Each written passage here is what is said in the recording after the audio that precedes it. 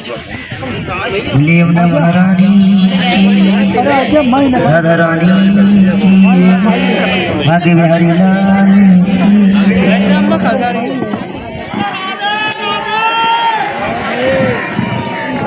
तो जैसे आपने सभी यमुना जी का पूजन किया है,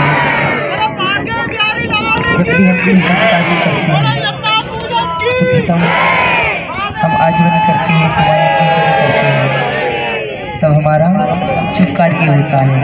जैसे हमारी यात्रा शुरू होती है तो सबसे प्रथम पूजन हमारी यमुना जी का होता है। यहीं से हमारी ब्रज 84 कोस की यात्रा शुरू होती है।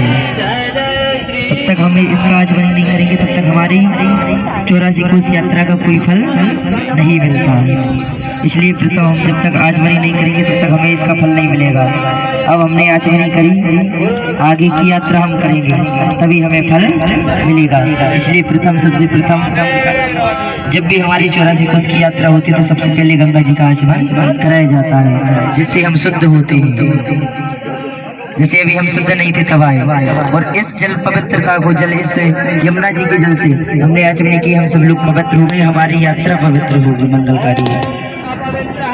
तो ये जो यमुना जी देख रहे होंगे एक साक्षात कान्हा जी की पटरानी कहा जाता है इनकी, यमुना जी के लिए, और है ये ठाकुर जी की पटरानी।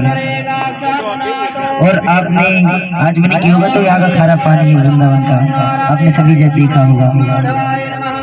तो ये यमुना जी सभी ब्रजवासियों के आंसू है,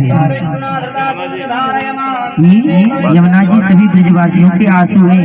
माता यशोदा जी के लिए जब ठाकुर जी इस वृंदावन को छोड़कर चले गए और मथुरा में रहने लगे तो सब ब्रजवासी उनकी याद में हमेशा रोते रहते थे, हमेशा रोते रहते थे कान्हा को याद कर करके। इतना रुदन किया कि जो आप देख रहे हैं यमुना जी की धार बन गई। ये यमुना जी ब्रजवासियों के आंसू हैं, माता यशोदा के। आपने देखा होगा खारा पानी यमुना जी का आज मैंने किया होगा, तो ये ब्रजवासियों के आंसू माता यशोदा के श्रीमासु ही। जब ठाकुर जी छोड़कर चले गए तो सब याद करते रहे, रोते रोते वर्षों बीत गए। तब एक दिन ठाकुर जी को याद आई सभी ब्रजवासियों की कि कैसी माँ यशोदा की, कैसे मेरे ब्रजवासी थे, मुझे प्रेम करने वाले, मेरे साथ में खेलने वाले। आज मैं राजा बन गया तो मेरे साथ कोई खेलने वाला नहीं है, कोई रहने वाला नहीं है मेरे साथ में।